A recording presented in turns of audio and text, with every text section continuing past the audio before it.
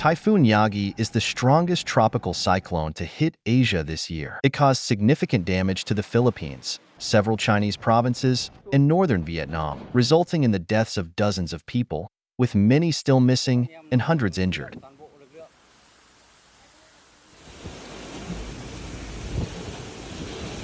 Known in the Philippines as Inteng, Typhoon Yagi formed on September 1st off the eastern coast of the Philippines, quickly gained strength, and reached the island of Luzon.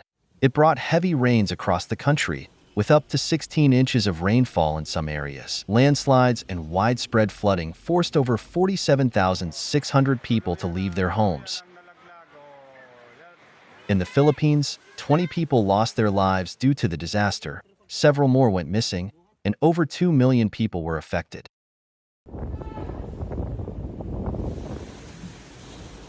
On the evening of September 5th, the typhoon passed about 250 miles from Hong Kong, bringing heavy rainfall.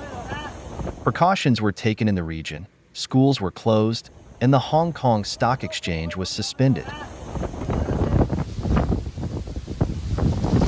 The next day, September 6th, Yagi, now a super typhoon, made landfall near Wenchang City, Hainan Province, at approximately 4:20 p.m. local time and again in Sichuan County, Guangdong Province, around 10 p.m. local time.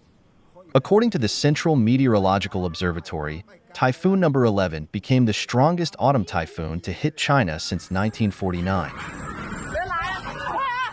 Notably, Yagi remained at super typhoon status for 64 hours. Additionally, the radius of its outer circulation was very large, directly contributing to the typhoon's destructive impact.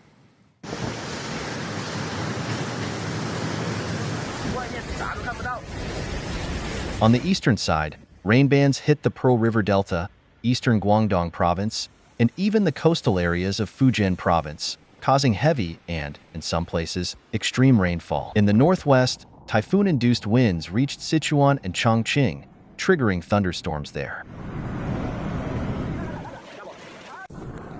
The damage caused by the super typhoon is hard to describe. Words cannot capture the scale and power of the storm. Countless trees were uprooted, and streets were in total chaos.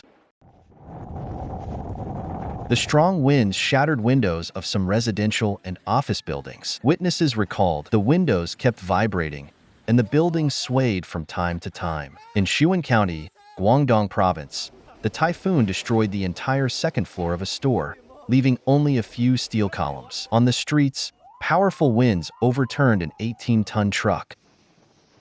As of September 7th, the natural disaster had affected 1.227 million people in Hainan, Guangdong, and Guangxi provinces to varying degrees, resulting in 4 deaths and 95 injuries.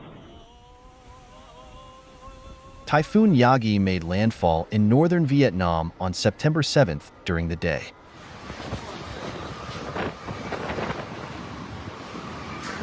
According to the country's Central Center for Hydrological and Meteorological Forecasting, it hit the provinces of Haiphong and Quang Ninh with wind speeds of 93 miles per hour. Operations at 4 airports, including Noi Bai International Airport in Hanoi, were suspended, and over 300 flights were canceled. Secondary schools in 12 northern provinces of Vietnam were closed, and Hanoi suspended urban transportation and 2 elevated metro lines. As a result of the typhoon, 25 ships sank, more than 7,300 houses were damaged, and hundreds of power line poles were knocked down.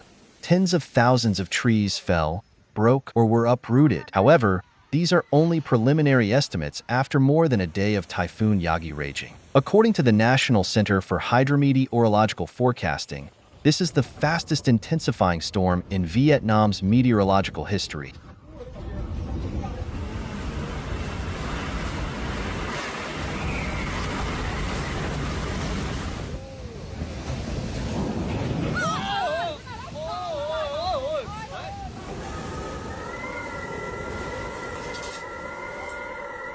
As of September 8th, Typhoon Yagi had caused the deaths of 21 people in Vietnam, with 3 missing and at least 229 injured.